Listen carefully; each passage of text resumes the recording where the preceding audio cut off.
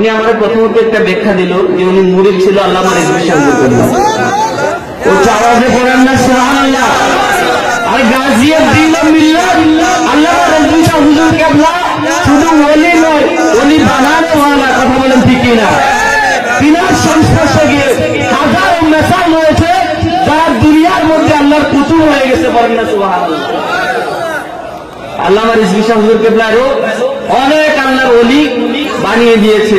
যখনই বাতেল রিজভিয়া দরবারের দিকে প্রশ্ন তুলে রিজভী শাহ হুজুর কেবলা বলে, দেখ আমার মাজার ভাঙার জন্য চেষ্টা করো, আমার একদম মুরিদ যেখানে শুয়ে আছে সেই কবরটা ভেঙে দেখো, সেই কবরের ভিতরে আমার মুরিদের লাশটা পর্যন্ত অক্ষত অবস্থা আছে। বলেন সুবহানাল্লাহ। আমি আমার পেজ থেকে সাইমন রাজা আল কাদরি একটা পেজ থেকে লাইভ করেছিলাম, প্রায় 4.5 মিলিয়ন ভিউ হয়েছে এক মাসের মধ্যে। মানে 40 লক্ষ 45 লক্ষ লোক দেখছে। ওনার বাবার লাশটা যখন তোলা হয় কত লক্ষ লোক দেখছে? 45 লক্ষ লোক এক মাসের মধ্যে। এখন পর্যন্ত থাকলে আরো হয়তো 10 মিলিয়ন 15 মিলিয়ন চলে যাইত। যখন ওনার বাবার ইন্তেকাল হয়, কথাগুলা আল্লাহি বিল্লাহি তাল্লাহি, ওনাকে বড় করার জন্য না, নিজের আমিত্ব প্রকাশ করার জন্য বলতেছি না। যখন ওনার বাবার ইন্তেকাল হয়, আমরা এই এলাকার মানুষ সবাই ওনার বাবা সম্পর্কে ভালো জানি, আমার থেকে ভালো আপনারা জানেন।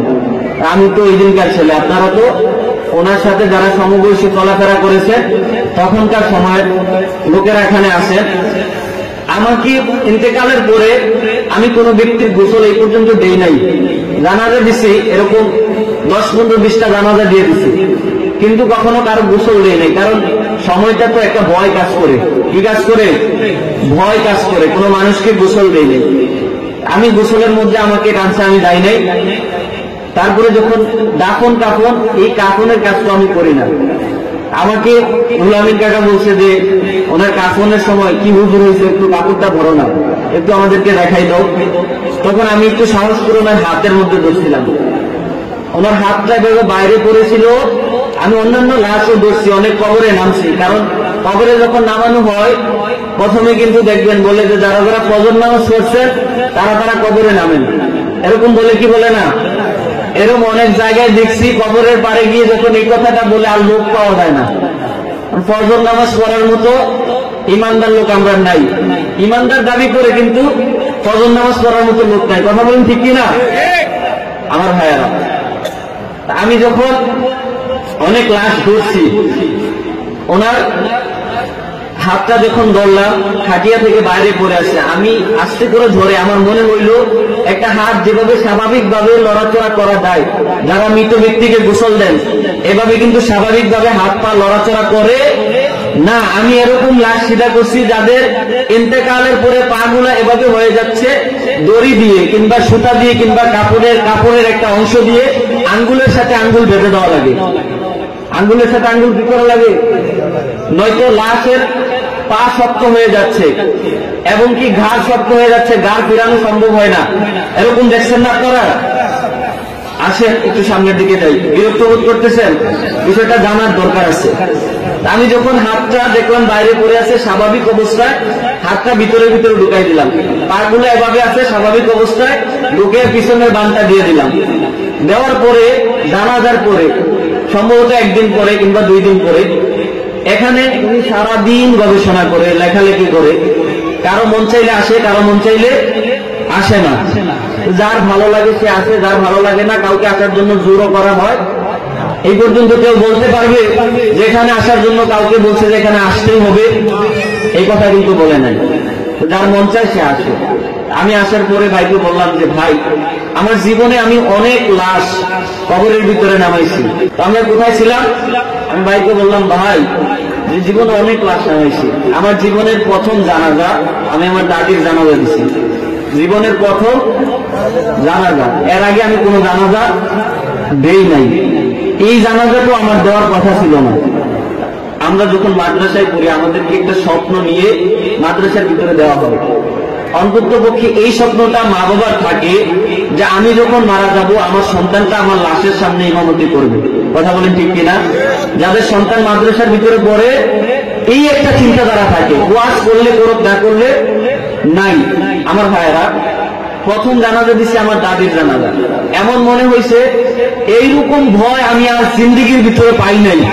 যখন জানাজার সামনে ইমামতির ভিতরে দাঁড়াইছি, এরকম ভয় সত্যি কথা বলতে আমি আর আমার জীবনে পাই নাই। ওই দিন থেকে সাহস হয়ে গেছে। অনেক মানুষের, পরিচিত মানুষের জানাজা দিয়েছি, অপরিচিত মানুষের জানাজার নামাজের মধ্যে ইমামতি করেছি। আমি বললাম ভাই অনেককে দেখেছি, কিন্তু এইরকম দেখি নাই যাদের মরার পরে আমি আমার পরিচিত মানুষের পা গুলা শক্ত হয়ে যাচ্ছে, আমি নিজের হাতে টান দিয়ে জোর করে বাঁধিয়ে দিছি। এরকম এত আলতো ভাবে, এত সহজ ভাবে আমি আর কাউকে দেখি নাই। তখন তিনি আমার সাথে অনেক কথা শেয়ার করেন। তখন তিনি বলছেন যে সাইমন, আমি আমার বাবার লাশ তুলব 2-3 বছর পরে। কয় বছর পরে? আমাকে সময়টা কিন্তু দিচ্ছে 2-3 বছর। তো ওনার কাছে যখন আসি উনি অনেক কথা কয়, হওয়ার পরে অনেকগুলা নিজে বিশ্বাস করি, আমার অনেকগুলা বলি যে উনি কইছে ওনার জায়গা থেকে উনি ঠিক আছে। আমি এগুলোর ভিতরে কান দেওয়ার সময় নাই। আমি ভাবলাম যে 2-3 বছর দেরি আছে, হয়তো পরে মনে নাও থাকতে পারে, কথার কথা কইছে এরকম মনে করলাম আর কি। মনে করার পরে যাক 2-3 বছর কইছে। কয় বছর? 2-3 বছর। শুধু আমাকে না, আরো অনেককে কইছে, এবং এই কথা আমি আরো অনেকের সাথে শেয়ার করছি। শুধু আমার পরিচিত না, অপরিচিত মানুষের সাথেও শেয়ার করছি যে এই ঘটনা, উনি এই কথা বলে আসলে এটা কি উচিত হবে কিনা। তখন আমার ভাইয়েরা, যখন ওনার বাবার 1 বছর হওয়ার 10 থেকে 12 দিন পূর্বে, কতদিন পূর্বে? 12 দিন পূর্বে আমাকে কল দিয়েছে, সাইমন আমার বাবার 1 বছর হবে, হইলে আমরা একটা মিলাদ মাহফিল করব। এই দরবারে আমি পরিচালনা করি, এই 2 দিন আমাকেই দেখবেন, আমি পরিচালনা করি, মাঝে মধ্যে আপনাদের উদ্দেশ্যে কথাবার্তা বলি। আমার ভাইয়েরা আমাকে বলছে যে আমরা একটা মিলাদ মাহফিল করবো, এটার মধ্যে তুমি মুক্তাসার কিছু আলোচনা করবা। আমি একা রুমের ভিতরে মসজিদে ইমামতি করি। যখন আমার এই কলটা দিছে 1 দিন 2 দিন, যেই দিন মাহফিল করবে 3-4 দিন আগে যখন কল দিছে, আমি চিন্তা করতেছি যে ওনার বাপের বিষয়ে যদি আমার কয় যে এই বিষয়গুলো আলোচনা করো, আমি যদি আলোচনা করি এলাকার সবাই জানে যে তিনি কিরকম লোক। আমি এখান থেকে বের হইলে না আমার বাপ, আমার চাচা, আমার বন্ধু, আমার আত্মীয়জন তারা না আমার ধরবে, এইগুলো কইতেছ, ধরবে না। দূর থেকে আইয়া বইলা গেলাম, সমস্যা নাই। এখন তো বক্তারা ওয়াজ করে অনেক কিছু কয়া যায়, দলিল থাকলে থাক, না থাকলে নাই। আমি এই কথাটা চিন্তা করতে করতে ওই দিন আমার মনে হয় ম্যাক্সিমাম সময় ঘুম হয় নাই। আমি ভাবলাম যে যদি আমার এইটা কয়, উনি কিন্তু আবার এই কথা বলছে যে ওনার দাদা আল্লাহর ওলি, আরো কয়েক কথা আমার কাছে বলছে, এগুলো আপনাদের কাছে না বললে বলার দরকার নাই। আমি ভাবলাম যে কি করবো, আমার যদি জিগায়। এই দিনই আমি চিন্তা করতে করতে ঘুমাইলাম ফজরের আগে। যখন ফজরের আজান দেয়, আমার একটা অভ্যাস আছে যে আমি 10টার মধ্যে, 10টার পরে চোখ যদি বান দিয়ে উপরে মূল রাখি, এটা সম্ভব হয় না, ঘুমায় যায়। আবার এদিক দিয়ে 3-4টার মধ্যে সজাগ হয়ে যায়। যখন আমি সজাগ হয়েছি, হঠাৎ দেখি সাইফুল ভাই কল দিছে।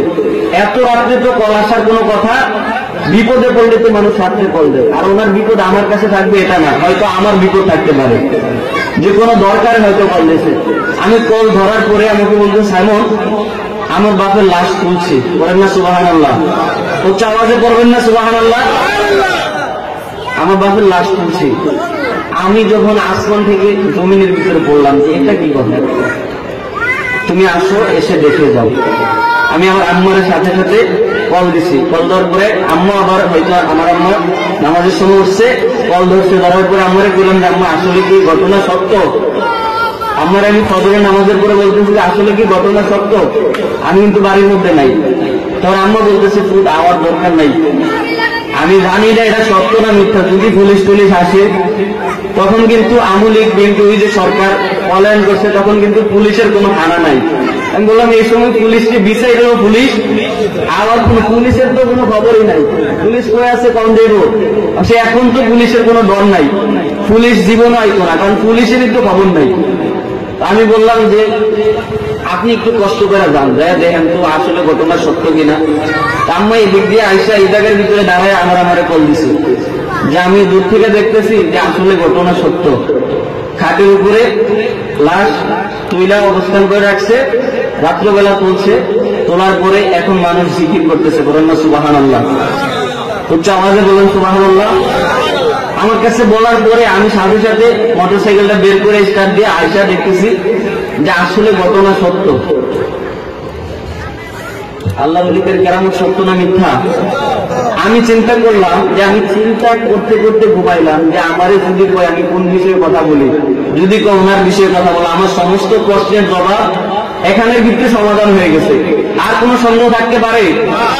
আসলাম, আসার পরে দেখলাম আপনারা এলাকাবাসী অনেকে আসছেন, ওনার বাপের লাশটা দেখছেন। আমি ওনারে জিজ্ঞাসা করলাম যে ভাই, আমরা জানি ওনার যে এরকম হালাত ছিল, এলাকার অনেকে ভালো বলতো, খারাপই তো ম্যাক্সিমাম লোক বলতো।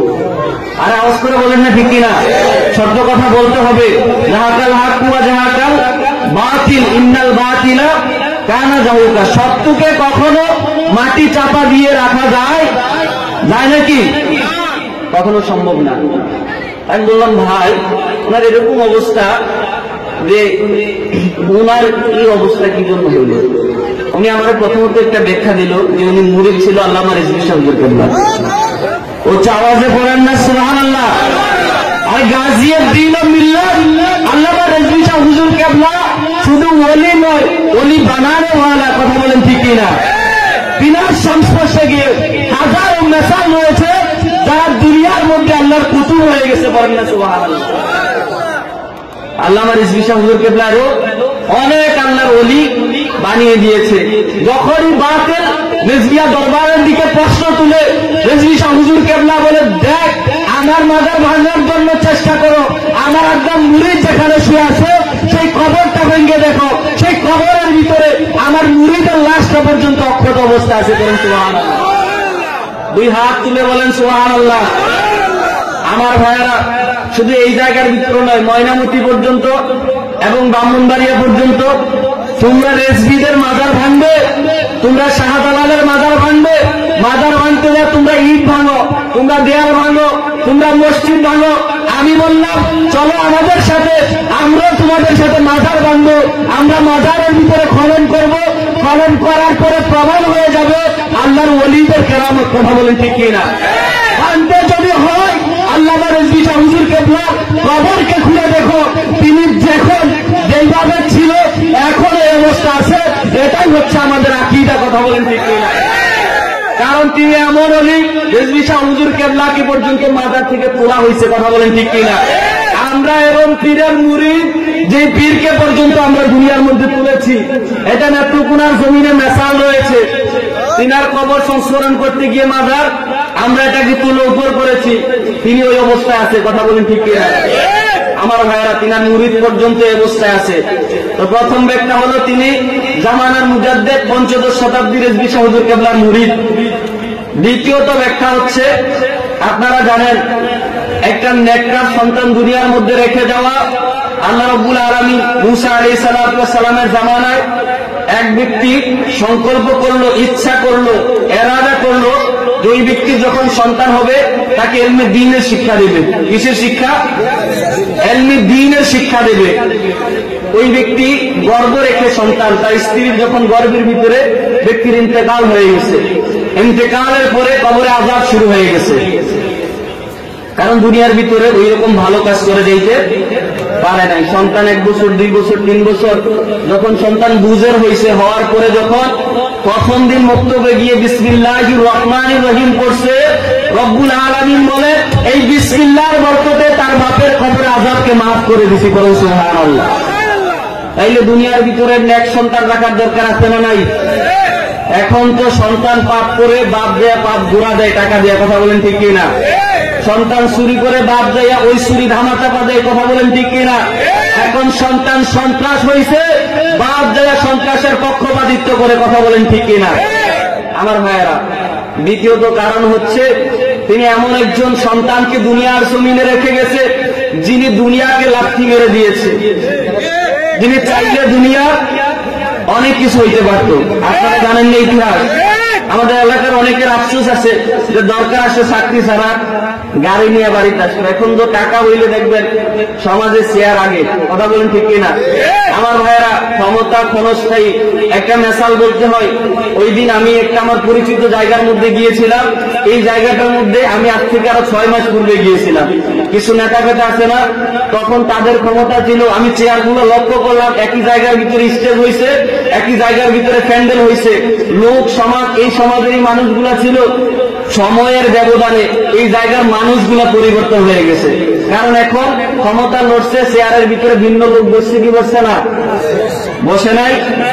আর আল্লাহর ওলিদের ক্ষমতা এরকম, তাদের ক্ষমতা কেউ নাড়াইতে পারে। তিনি এমন একজন সন্তান রেখে গিয়েছে, দুনিয়া চাইলেই অনেক কিছু করতে পারত। তিনার ভালো একটা ডিগ্রি ছিল। কয়জন পারে ঢাকা ভার্সিটির মধ্যে চান্স পাইতে? আমি নিজেও পরীক্ষা দিছি। একটা সিটের জন্য 1000 মানুষ পরীক্ষা দেয়। কত? তিনি ওইরকম একটা বাংলাদেশের স্বনামধন্য বিশ্ববিদ্যালয়, যারা এই বছর পুরো ইতিহাস বদলাই দিছে। দেশের রাজনীতি ব্যবস্থা কি করছে দেখছেন না? এগুলা সব কিন্তু ওইখান থেকে যারা যখনই আন্দোলন শুরু করছে তখনই কিন্তু সফল হয়ে গেছে। কারণ ইতিহাসের মধ্যে নাই যে ঢাকা বিশ্ববিদ্যালয়ের ছাত্ররা রুখে দাঁড়াইছে আর ইতিহাস বদলায় নাই। ওইরকম একটা জায়গা থেকে তিনার ওইরকম একটা ডিগ্রি আছে। এবং তিনি চাইলে আরো অনেক কিছু আমার সাথে শেয়ার করছে, যে আমেরিকার ভিসা হয়েছে, তিনি ওইখানে যায় নাই। বলছে যে আমেরিকার লোকটা আমার কাছে আসবে, এখন আসে না। আজকে কুমিল্লা থেকে সাংবাদিক আসছে, আপনার আমার মতো অনেক শিক্ষিত ওনার কাছে মাঝে মধ্যে আসে। কি জন্য আসে? চাকরি করলে হয়তো ওনার সাথে সমবয়সী হইতে পারতো, এখন ওনার কাছে আসে দোয়া চায়। কি চায়? দোয়া চায়। কি চায়? আমি বললাম যে ভাই, দ্বিতীয়ত কারণ এটা আমার কাছ থেকে বলতেছি, এটা হতে পারে যে নেক সন্তান দুনিয়ার মধ্যে রেখে গেছে। নাম্বার 3 হচ্ছে, ওনার কাছ থেকে একটা ব্যাখ্যা পাইলাম যে রিজভী শাহ হুজুর কেবলা ওনাকে মাস্তান বলছে। কি বলছে? মাস্তান বলছে। কারণ আল্লাহর ওলিদের মধ্যে এমন কিছু হালাত হয়, মজনু হালাত হয়। কি হালাত হয়? মজনু হালাত হয়। আমি সাইমন রে 2-4 জনে ভয় পাইবে, এখান থেকে বের হইলে আমার কেউ ডরাইব। কারণ ভদ্রলোকরে কেউ ডরায় না, যদিও সম্মান করে, ইজ্জতে সম্মান করে, বিভিন্ন আদবের কারণে সম্মান করে। কিন্তু উনি যখন দাঁড়াইছে, রিজভী শাহ হুজুর কেবলা রাস্তা ক্লিয়ার হয়ে গেছে। বলেন সুবহানাল্লাহ। হুজুর কেবলা ওনার কারণে এই এলাকা আবাদ করেছে, ওনার কারণে এত এত আশিকে রসুল, ওনার কারণে এত এত ইমানদার। যারা বেঈমান ছিল, এই কথা সত্য কিনা? এলাকার মুরব্বীরা সাক্ষী আছেন তো আপনারা? মানে বলতেছি আমি, আমার ভাইরা, ওই দল বেঁধে উনি ময়মনসিংহ, আপনারা যেমন সিলেট থেকে আসছেন, উনি তখন মানুষ দল বেঁধে বেঁধে ময়মনসিংহ নিয়ে গেছে। তো ওনার এই জায়গার ভিতরে একটু অবদান আছে না নাই? চিন্তা করছেন আপনারা? তো দুনিয়ার মধ্যে এমন কিছু লোক থাকবে, আল্লাহ বলে তাদেরকে আমি পাগলের সুরতে রাখবো, হালাতে রাখবো, হাকিকতে আমি মাওলা তাদেরকে বন্ধু বানিয়ে নেব। বলেন সুবহানাল্লাহ। এরপরে আমি জিজ্ঞাসা করলাম, ভাই, তিনি বলেন যে আমার বাপ ইন্তেকাল করছে, দুনিয়া থেকে বিদায় নিছে। আজ থেকে প্রায় 1 বছর হওয়ার জন্য 3 দিন 10 দিন এরকম আরবি বাংলা হিসাবের মধ্যে, আরবি বছরে মনে 1 বছর হয়ে গিয়েছিল। আমি 1 বছরের ভিতরে 52টা কিংবা 54টা 7টা জুমার নামাজ। কিসের নামাজ? জুমার নামাজ। বলতেছে আমি তো আর দুনিয়ার সমাজের সাথে মিলতে পারি না। কারণ দুনিয়ার যেই সমাজের মধ্যে যাবেন, যেই পীর সাহেবের কাছে যাবেন, পীরের কাছে মুরিদ হওয়ার পরে বলে যে পীর সাহেব হুজুর মুরিদ হয়েছি। এখন পীর সাহেব হুজুর বলে যে হুজুর আমাদের এলাকার মধ্যে সুন্নি নাই, আমাদের এলাকার মধ্যে আহলে সুন্নাত ওয়াল জামাত নাই। বলে কি আছে? ওই ডব্লিউ মার্কা আছে, ওই ওয়াহাবি আছে, ওই নজদি আছে। তখন পীর সাহেব বলে বাবা সমাজের সাথে তাল মিলাও। কথা বলেন ঠিক কিনা? এরকম পীর সাহেব বাংলার জমিনে আছে না নাই? আমরা যখন রিজভী শাহ হুজুর কাবলার কাছে গিয়ে এগুলা বলেছি যে বাজার পেমুর মধ্যে কিংবা বাগমারার মধ্যে, বরকান্তার মধ্যে, ছাইকোটের মধ্যে, হিরাসার মধ্যে, কুমিল্লার মধ্যে সংখ্যা মুষ্টি কিছু বাদে আমাদের তো আর দলের লোক নাই, আমরা তো সমাজের সাথে তাল মিলাইব নাকি? রিজভী শাহ হুজুর কেবলা আমাদেরকে বলেছিলেন ওই সমাজকে লাথি মারো যে সমাজ আমার নবীর বিরুদ্ধে যায়। কথা বলেন ঠিক কিনা? কারণ সমাজ তোমার কবরে যাবে, দুনিয়া তোমার কবরে যাবে, ভাই তোমার কবরে যাবে। এজন্যই তো হযরত উমর বিন খাত্তাব রাদিয়াল্লাহু তাআলা আনহু বলেন যে লা ইউমিনু আহাদুকুম হাত্তা আকুনা হাব্বা ইলাইহি মিন ওয়ালিদিহি ওয়া ওয়ালাদিহি ওয়ান নাসি আজমাইন। নবী গো, আমি আপনাকে এমন ভাবে ভালোবাসি আমার সন্তানের চাইতে আপনাকে বেশি ভালোবাসি, আমার স্ত্রীর চাইতে আপনাকে বেশি ভালোবাসি, আমার সম্পদের চাইতে আপনাকে বেশি ভালোবাসি, আমার মালের চাইতে আপনাকে বেশি ভালোবাসি। ইয়া রাসূলুল্লাহ, ইয়া হাবিবাল্লাহ, আমি উমরের জানের চাইতে বেশি আপনি নবীকে ভালোবাসি, বলেন সুবহানাল্লাহ। নবীর বিরুদ্ধে যদি আপনার ভাই চলে যায়, ভাইকে ভাই বলা যাবে? নবীর বিরুদ্ধে যদি সমাজ চলে যায়, সমাজ ছাড়ার দরকার আছে না নাই? যেই সমাজ নবী মানবে, এই সমাজ আহলে সুন্নাত ওয়াল জামাত মানবে, কথা বলেন ঠিক কিনা? আমার ভাইয়েরা, তখন তিনি আমাকে বলেছিলেন যে প্রত্যেকটা জুমার নামাজ আদায় করে তিনি ওনার বাপের কবরের কাছে গেছে। এখন তো কবর জিয়ারতকে বেদাত ফতোয়া দেয়, এরকম হুজুর আছে না নাই? এই জন্যই আল্লাহর হাবিব আজ থেকে প্রায় ১,৫০০ বছর পূর্বে বলেন, সাদাকুনুদ দুআত ইলা আবওয়াবিল জাহান্নাম, তোমাদের মধ্যে আখিরি জামানার মধ্যে এমন কিছু দায়ী বের হয়ে যাবে, দায়ী টুপি মাথায় দিবে, পাগড়ি মাথায় দিবে, জুব্বা পরবে, পরনের ভিতরে সুন্দর পোশাক থাকবে, সুন্দর চেহারার অধিকারী হবে, সুন্দর ভাষায় বক্তব্য রাখবে, তোমাদেরকে মিষ্টি ভাষায় কোরআন হাদিস বুঝাইবে। হুজুর বলেন সাদাকুনুদ দুআত ইলা আবওয়াবিল জাহান্নাম, তারা মূলত জাহান্নামের দরজায় দাঁড়িয়ে দাঁড়িয়ে তোমাদেরকে ডাকবে, পড়েন নাউজুবিল্লাহ। এই কথা কে বলছে? আমার নবী বলছে। কে বলছে? হুজুর বলেন ফামাল্লা আজাবাহু, তোমরা যারা তাদেরকে অনুসরণ করবে, তাদের কথা শুনবে, তাদের মজলিসে বসবে, তাদের কথা শুনে আমল করবে, তাদের কথাকে তোমরা বাস্তবায়ন করবে, তোমরা তাদের সাথে জাহান্নামে থাকবে। নাউজুবিল্লাহ পড়বেন না? উচ্চ আওয়াজে পড়বেন না নাউজুবিল্লাহ? এখন কোথায় ছিলাম? যে এখন তো কবর জিয়ারতকে বেদাত বলে দিছে, মাজার জিয়ারতকে বেদাত বলে দিয়েছে। আমার ভাইয়েরা, তো তারা যদি বেদাত বলে আমাদের জিয়ারত কি বন্ধ হয়ে যাবে? উচ্চ আওয়াজে বলেন, জিয়ারত চলবে না বন্ধ হবে? মাজার জিয়ারত চলবে না বন্ধ হবে? আমার ভাইয়েরা, তো উনি বলেন যে আমার বাবার কবরের কাছে গিয়ে আমি 52টা 7টা আমার একটা ছোট্ট সন্তান আছে, তাকে নিয়ে আমার বাবার কবরের কাছে আমি দাঁড়াইছি, বলেন সুবহানাল্লাহ।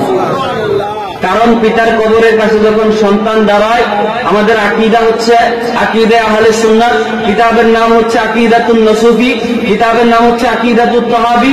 কবরের ভিতরে মানুষটা জিন্দা না মৃত? জিন্দা না, এই বিশ্বাস আছে তো? ইহুদি খ্রিস্টানদের আকীদা হচ্ছে মানুষ মরার পরে সবকিছু শেষ, আর আমাদের আকীদা হচ্ছে মানুষের ইন্তেকাল যখন হয়, রূহ যখন কবজ করা হয়, যখন তাকে অন্ধকার কবরে দেওয়া হয়, ওই কবরের ভিতরে তার সওয়াল জবাব আসে, ওই কবরের ভিতরে নোমান ফেরেশতা আসে, ওই কবরের ভিতরে মুনকার নাকির আসে, ওই কবরের ভিতরে আল্লাহ আযাব দিলে আযাবের ফেরেশতা নাজিল করে, জান্নাত দিলে আল্লাহ নওম নওম বলে জান্নাতের ফেরেশতা দ্বারা ঘুম পাড়িয়ে দেয়, করেন না সুবহানাল্লাহ? এটা হচ্ছে আকীদা আহলে সুন্নাত ওয়াল জামাতের আকীদা, যে কবরের ভিতরে মানুষ। এজন্যই তো আমরা সালাম দেই, কবরের পাশ দিয়ে গেলে সালাম দেই কি দেই না? সালাম কি মৃত ব্যক্তিকে দেয় নাকি জিন্দা ব্যক্তিকে দেয়? কারণ যে ব্যক্তি সালাম দেওয়া হচ্ছে সুন্নত, জবাব দেওয়া কি ওয়াজিব। কারণ আপনি ওহাবি, আপনি লামাজাবি, আপনি বিভিন্ন দল ডব্লিউ মার্কা, আপনিও কবরে সালাম দেন কি দেন না? যারা আমার নবীকে মৃত বলে, তারা তাদের বাপদাদার কবর দেখলে সালাম দেয় কি দেয় না? ওহাবি মনে তার বাপের কবরে সালাম দেয় না? কবরস্থানে লেখা আছে না নাই সালাম? আরে আমার নবীকে মৃত বলে নিজের বাপকে সালাম দেয়, করেন না নাউজুবিল্লাহ? নবীকে যারা মৃত বলে তাদের সাথে সম্পর্ক রাখা যাবে? আমার ভাইয়েরা, আমরা আকীদা হচ্ছে কবরের ভিতরে লাশ জীবিত থাকে। যদিও আমরা কবর খুললে দেখি হাড়, কবর খুললে দেখি মাংস বসে গেছে, কিন্তু হাকিকতে হচ্ছে তার যেই আলমে বারজাখের জিন্দেগি, তার যেই আলমে বারজাখের জিন্দেগি, ওই জিন্দেগির মধ্যে তার হিসাব চলতেছে। ভালো করলে ভালোর হিসাব চলতেছে, খারাপ করলে খারাপের হিসাব চলতেছে। আল্লাহ কুরআনুল কারীমের ভিতরে বলেন, ফামাই ইয়ামাল মিসকালা যাররাতিন খায়রান ইয়ারা ওয়া মান ইয়ামাল মিসকালা যাররাতিন শাররান ইয়ারা। বান্দা, দুনিয়ার মধ্যে যদি তুমি একটু ভালো কাজ করো, তুমি যদি একটু সুন্দর আমল করো, এই সুন্দর আমলের যাররা যাররা পরিমাণ আমি তোমাকে ওই জগতের ভিতরে দেব। বান্দা, যদি তুমি এই দুনিয়ার মধ্যে খারাপ কাজ করো, এই খারাপ কাজের যাররা যাররা পরিমাণ আল্লাহ ওই জগতের ভিতরে ব্যবস্থা রাখছে, কথা বলেন ঠিক কিনা? এজন্য যারা কবরে যাবে, আলমে বারজাখের জিন্দেগিটা সত্য না মিথ্যা? আমার ভাইয়েরা, আল্লাহ পাক রব্বুল আলামিনের এরকম ৮০,০০০ আলম আছে। কত হাজার? এই দুনিয়া হচ্ছে একটা। দুনিয়া কয়টা? একটা। আমরা প্রথমে ছিলাম আলমে আরোহা, আলমে আরোহা থেকে আলমে বুতুন, আলমে বুতুন থেকে আলমে দুনিয়া, আলমে বারজাক, আলমে দুনিয়া থেকে আলমে বারজাক। এভাবে এক একটা জগৎ করে করে আল্লাহর কত জগৎ আছে? ৮০,০০০ আলম আছে, ১৮,০০০ মাখলুকাত আছে। রব্বুল আলামিন বলেন, তুমি দুনিয়া এটাই মনে করো না যে তোমার দুনিয়ার দ্বারা শেষ করে দিচ্ছি। আমি রব্বুল আলামিন কুরআনুল কারীমে ঘোষণা দিয়ে দিলাম, যেই দিন এই দুনিয়াকে আমি ধ্বংস করব, ইজাস সামাউল ফাতারাত, যেই দিন আসমান জমিনের মধ্যে ধসে ধসে পড়বে, ওয়া ইজাল কাওয়াকিবু তাসারাত, আসমানের ভিতরে আমি রব্বুল আলামিন তারকাগুলা ঠিক করে দিয়েছি। ওই তারকা যেই দিন জমিনের ভিতরে ধসে ধসে পড়বে, ওয়া ইজাল বিহারু ফুজ্জিরাত, যেই দিন সমুদ্র থেকে ঢেউয়ের উচ্ছ্বাস তৈরি হয়ে যাবে, ওয়া ইজাল কুবুরু বুসিরাত, অন্ধকার কবরে যে লাশগুলা তোমরা রেখেছিলে ওই লাশগুলা মাটিকে ভেদ করে উঠবে। উঠার পরে রব্বুল আলামিন বলেন, আলিমাত নাফসুম মা কদ্দামাত ওয়া আখরাত, ওই দিন আমি আমল অনুযায়ী হিসাব করব। যেই দিন কেউ কারো বন্ধু হবে না, কেউ কারো পরিচয় দেবে না, সন্তান বাবাকে চিনবে না, বাবা সন্তানকে চিনবে না, স্ত্রী তার স্বামীকে চিনবে না। ওই কঠিন ময়দানে মহাশরে আমি আবার সবাইকে সবার আমল অনুযায়ী, সবার কর্ম অনুযায়ী তার কাছে একটা ডায়েরি কিংবা তার আমল নামা বুঝিয়ে দেবো। বলুন সুবহানাল্লাহ।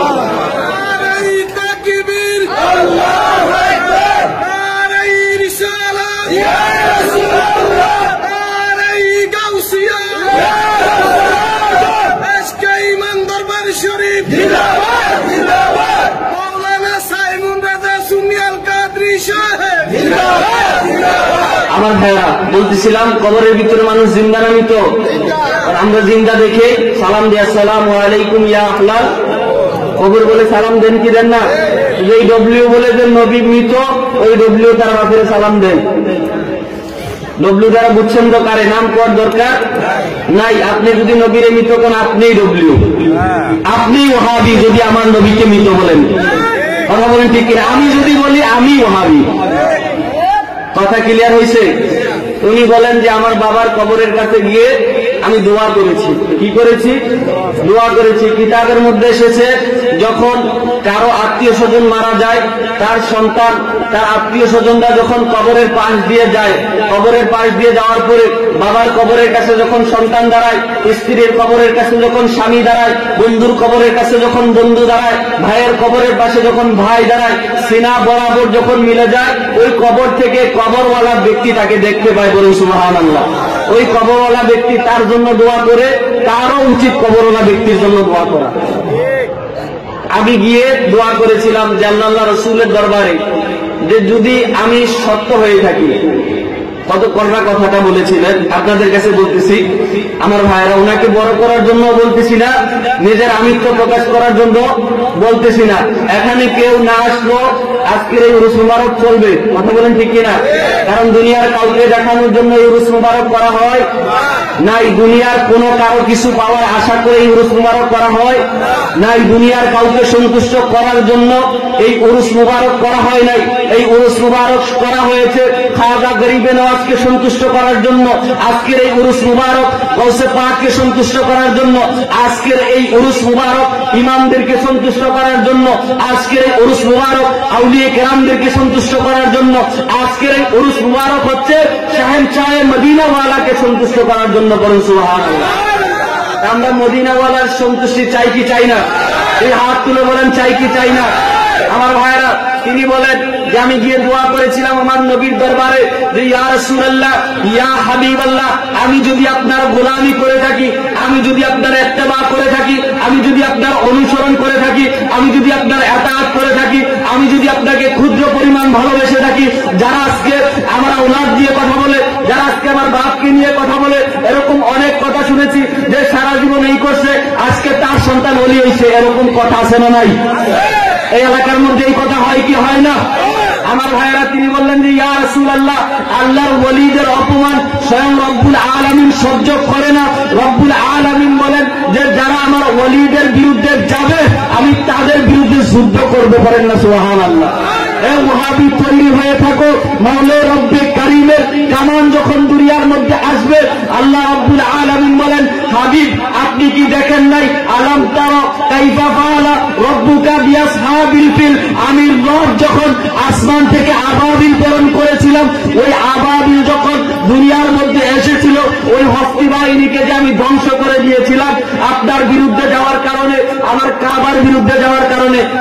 ঘটনা কি আপনি দেখেন নাই? পড়েন সুবহানাল্লাহ। আল্লাহর পক্ষ থেকে সাহায্য আছে না নাই? যারা আল্লাহর ওলি তাদের বিরুদ্ধে বলতে হলে আল্লাহর বিরুদ্ধে যাওয়ার জন্য প্রস্তুত থাকো, তৈরি হয়ে থাকো। তোমার কতটুকু ক্ষমতা আছে রব্বুল আলামিনের বিরুদ্ধে যুদ্ধ করবা? কথা বলেন ঠিক কিনা? তিনি বলেন যে ইয়া রাসূলুল্লাহ, আমি যদি হক হয়ে থাকি এটার একটা মেসাল চাই।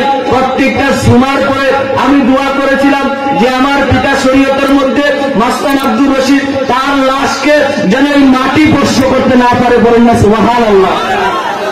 তিনি আল্লাহ রাসূলের দরবারে একাধিকবার মুনাজাতের মধ্যে দোয়া করেছিলেন যে ইয়া রাসূলুল্লাহ, আমি আমার বাবার লাশকে তুলব, তোলার পরে আমি প্রমাণ করব এই প্রেমুর জমিনে তিনি কোনো সাধারণ ব্যক্তি ছিলেন না। পড়েন না সুবহানাল্লাহ। আমার ভাইরা, আজকে যারা বিরোধিতা করো তোমাদেরকেও বলতে চাই, যদি বুকের ভিতরে সাহস থাকে, কলিজার ভিতরে যদি হিম্মত থাকে, এই দরবারের বিরুদ্ধে যদি কথা বলতে হয়, তোমার বাপের লাশ তোলা। কথা বলেন ঠিক কিনা? এই হিম্মত কার আছে?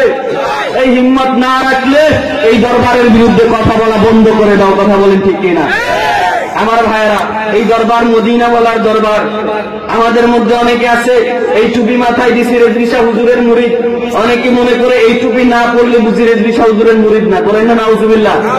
এরকম কিছু ইমান বিদ্বেষী লোক আছে। টুপির দ্বারা ইমান নির্ণয় করে, পোশাকের দ্বারা ইমান নির্ণয় করে, জুব্বার দ্বারা ইমান নির্ণয় করে, এরকম লোক আছে না নাই? তাদেরকেও সাবধান করে দেব। আমার ভাইরা, দেখেন না, যে ব্যক্তি টুপি পরে না তার নিয়ে কোনো সমালোচনা নাই, কিন্তু টুপি একটা পড়ছে আমার দলেরটা পরে নাই কি আরে, এরকম সমালোচনা আছে না নাই? এর মধ্যে অনেকে সাদাটা পড়ছে, অনেকে সবুজটা পড়ছে, অনেকে কালোটা পড়ছে। টুপি মাথায় দেওয়া সুন্নত, আপনি একটা পরে সুন্নত আদায় করে নেন। কিন্তু অনেকে দেখবেন টুপি দেখলে এভাবে চায়। কথা বলেন ঠিক কিনা? ডব্লিউ মার্কার টুপি ছাড়া সব টুপি পরবেন। চিনেননি ডব্লিউ মার্কার টুপি? ওই টুপি পরা যাবে। আমার ভাইয়েরা, আল্লাহ রাসূল 7 প্রকারের টুপি সম্পর্কে হাদিস শরীফের ভিতরে স্পষ্ট এসেছে, কিতাবুল লিবাসের ভিতরে এসেছে। এই 7 প্রকারের টুপি আপনি একটা মাথায় দিয়ে রাসূলের সুন্নাত আদায় করে নেন। তো বলতেছিলাম যে তিনি বললেন যে আমি তুলবো, আসলে তুলছে কি তুলছে না? এই প্রেমের মানুষ সাক্ষী আছে না নাই? এখন আমাদের মধ্যে অনেকে বলে যে মেডিসিন দিয়া রাখছে, এই কথা প্রেমতে হয়েছে কি হয়েছে না? আপনাকে আমি এখান থেকে চ্যালেঞ্জ ছুড়ে দিলাম, যদি আপনি সৎ বাপের সন্তান হয়ে থাকেন, আপনার আত্মীয় স্বজন যদি মারা যায়, দুনিয়ার মধ্যে এমন কোন মেডিসিন আপনি উঠিয়ে এরকম একটা দরবার খুলেন। কথা বলেন ঠিক কিনা? এই প্রশ্ন আমাদের আছে না নাই? তো বোঝা গেল তাইলে এই দিক সেদিক করার কোন, আর এরকম কথা বলে যে এত বড় কাহিনী হইল, ওনাকে তুলছে, তোলার পরে ওনার লাশ আমি দেখছি, ওয়াহাবি দেখছে হাত দিয়ে ধরে। আমি তো শুরু থেকে শেষ পর্যন্ত ছিলাম, যতক্ষণ সময় পাইছে ওয়াহাবির হাত দিয়ে ধরে ধরে দেখছে, গাড়ির মধ্যে আমি নিজেও ধরে ধরে দেখছি। এখন অনেকে কয় চেহারা দেখান, এরকম বলছে কি বলছে না? আর তোমারে আমি কই তুমি চেহারা দেখানোর দরকার নাই, তুমি শুধু তুল্লা দেখাও, এই অবস্থায় আছে। কথা বলেন ঠিক কিনা? এতটুক সাহস থাকলে শুধু তুল্লা দেখাও। মৃত ব্যক্তির চেহারা সম্পর্কে কিতাবের ভিতরে এসেছে। আমি ভাইয়ের সাথে কথা বলেছিলাম, ভাই চেহারা দেখবেন কিনা? বলতেছে যে ওনার বাপ স্বপ্নের মধ্যে নিষেধ করেছে। আমিও তাদেরকে দেখতে চাই না, যারা আমার বিরোধিতা করছে তারাও আমারে দেখার দরকার নাই, তারাও আমারে দেখার দরকার নেই। অনেকে আয়া কয় চেহারা দেখার, অনেকে আয়া কয় যে লাশ ইয়া দিয়ে রাখছে, মেডিসিন দিয়ে রাখছে 1 বছর সম্ভব, এরকম মেশার আছে। এজন্যই তো শায়ের বলেন যে মোহাম্মদ কি গোলামোं का কাফন মেলা নেই হতি। যে ব্যক্তি আমার নবীর গোলাম হয়েছে, যার অন্তরের ভিতরে দুরূদ ফিট হয়ে গেছে, যার অন্তরের ভিতরে কিয়াম ফিট হয়ে গেছে, যে নবীকে সালাম দিয়েছে, তার কাফনের ভিতরে কখনো মাটি স্পর্শ করতে পারে? আমার ভাইয়েরা, এজন্য বাসগুলা দেখছেন, বাসের ভিতরে মেডিসিন দেওয়া যায়। 1 বছর একটা আমার মসজিদের একটা কোনার মধ্যে ওই লাশ খুঁড়ার জন্য যে খন্তি রাখে, এটা একটা কাঠের হাতুর। ওই দিন দেখলাম সাবালটা পর্যন্ত মাটি খাইয়ে ফেলছে। লোহার সাবাল, লোহার কিসের? এই সিঁড়ি ইয়া টাইস করা মসজিদ, এর ভিতরে মাটি ঢুকার কোনো ব্যবস্থা নাই, শুধু কোদালটা ধুয়ে নাই। কবর কুড়ার পরে কোদালটার মধ্যে কিছু মাটি ছিল, আমি এখান থেকে প্রায় 2 খারি মাটি বের করছি। মানে এগুলা খাওয়ার পরে মাটি হয়ে গেছে। এইভাবে রাখার পর লোহা পর্যন্ত মাটি খেয়ে ফেলছে। বাসগুলো আপনারা দেখেন নাই? কেমন মানুষ সাক্ষী নাই? চোখের ভিতরে ধুলা দেওয়ার কোন ব্যবস্থা আছে? আমার ভাইয়ারা, তো বলতেছিলাম যে মাটি স্পর্শ করতে পারে, বাঁশ পর্যন্ত তাজা হয়েছে। বাঁশ কি হয়েছে? তাজা হয়েছে। দেখছেন নি আপনারা? তারা দেখেন নাই? আমার পেজের মধ্যে একটা ভিডিও আছে, দেখা নিয়েন। বাঁশগুলাকে ভিডিও করা হয়েছে, কবরের জায়গাটাকে ভিডিও করা হয়েছে, এবং তার লাশটা অনেকেই ধরে ধরে দেখছে। হিন্দু দেখছে, ওই ডব্লিউ মার্কার আয়সা দেখছে, ওয়াহাবির আয়সা দেখছে, বিভিন্ন মানুষ আয়সা ধরে ধরে দেখছে।